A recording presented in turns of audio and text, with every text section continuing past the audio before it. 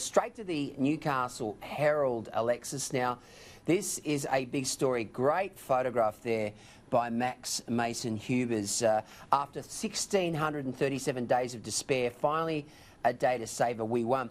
They refused to surrender, and yesterday, after almost 5 years of frustration, anger and despair, they celebrated. The Federal Government announced late on Wednesday night that it would settle a federal court class action and offer compensation for PFAS contamination to 500 households in Williamtown, as well as communities in Queensland and the NT. We've been fighting for 5 years and it's hard to believe we've won, said resident Lindsay Clout.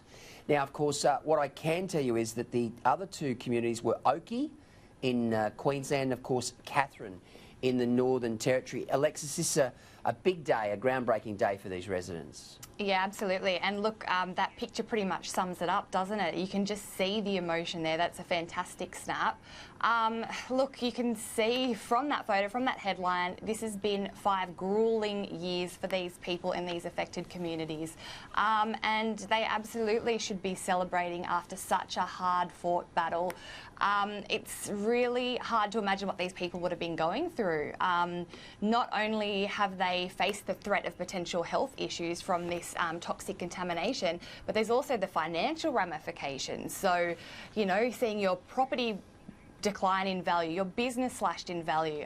So it's absolutely amazing to see that they've finally been vindicated and there's some good news on the horizon. But this has been such a high-profile case. I mean, we had celebrity activist Erin Brockovich get involved as well. She was lobbying on behalf of these people. So it just goes to show how high-profile this case really was.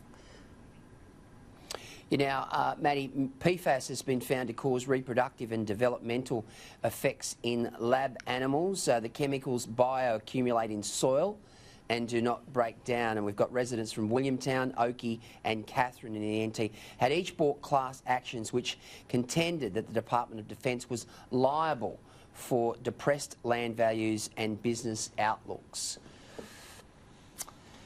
Look, Lisa, I think we're going to hear more about PFAS and more about this story in the months and years to come. I mean, PFAS, this is a chemical that was used in firefighting foam at air bases that were near these particular towns. Now, you may remember a big investigation the Herald Sun did a few years ago into Fiskville in Victoria, that investigation from Ruth Lampert and Stephen Drill that won a Walkley Award and several other gongs as well.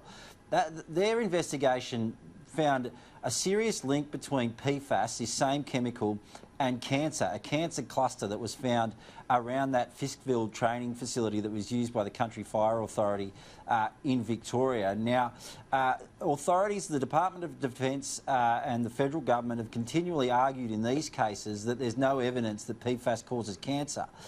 There is evidence that comes from the United States that contradicts that evidence, and I think we'll hear more about this, as I say, in the months and years ahead, because I think this is a bit of a sleeper, this issue. I mean, they've won this class action, the people of Oakey, Williamtown and Katherine, and good on them for fighting that battle. But I think we're going to hear a hell of a lot more about PFAS and its potential links to cancer in the months and years ahead.